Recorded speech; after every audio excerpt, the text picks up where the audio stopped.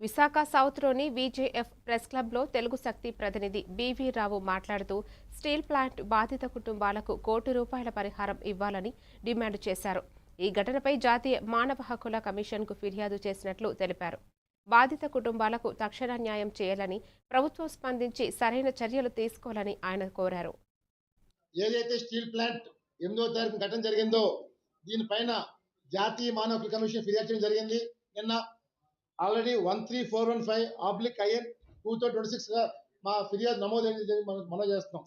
ఈ ఫిర్యాదులో మేము పార్టీలుగా క్యాబినెట్ సెక్రటరీ టీవీ సోమనాథన్ గారిని, అలాగే రాష్ట్ర ప్రధాన కార్యదర్శి సాయి ప్రసాద్ని, అలాగే స్టీల్ సెక్రటరీ సురేష్ పౌండ్రిక్ గారిని అప్పటి నుంచి కూడా మేము జరగడం ఈ యొక్క ప్రమాదాలు జరగకూడదని చెప్పి మరి ఎంత మొత్తుకున్నా సరే మళ్ళీ జరిగే జూన్ నెల మరి మొన్న 8వ తారీఖుని 2026 12లో జరిగింది.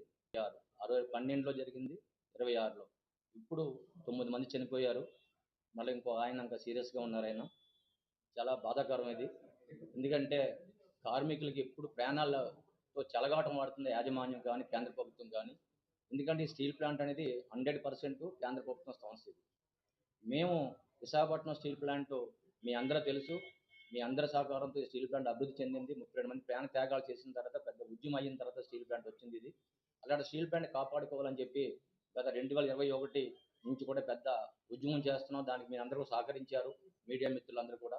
ఎందుకంటే ఇది ప్రజల ఆస్తి. అది ఆ రోజు కేంద్ర ప్రభుత్వం ఇచ్చిన 5 కోట్లు పెట్టుబడి పెడితే ఈ రోజు విశాఖపట్నం స్టీల్ ప్లాంట్ 3 లక్షల కోట్లు విలువైన స్టీల్ ప్లాంట్ని అతి కారు చౌకగా ఎవరికో అప్పచెప్పాలని చెప్పి, దారాదత్తం చేయాలని చెప్పి అంబానీ, ఆదాని, పోస్కోల్, జిందాల్ వంటివి కేంద్ర ప్రభుత్వం నిర్ణయం తీసుకుంది 2021లో. అప్పటి నుంచి కూడా ఈ ఉద్యమం చేయడం వల్ల ఈ రోజు అమ్మలేకపోయారు. అయితే అమ్మలేకపోయారు కానీ ఏదో రకంగా అమ్మాలని చెప్పి స్టీల్ ప్లాంట్ నాశనం చేయాలి, నష్టాలు పాలు చేయాలి, ఎవరికో ప్రైవేట్ వ్యక్తులు అప్పచెప్పాలని ఒక దురుద్దేశంతో గత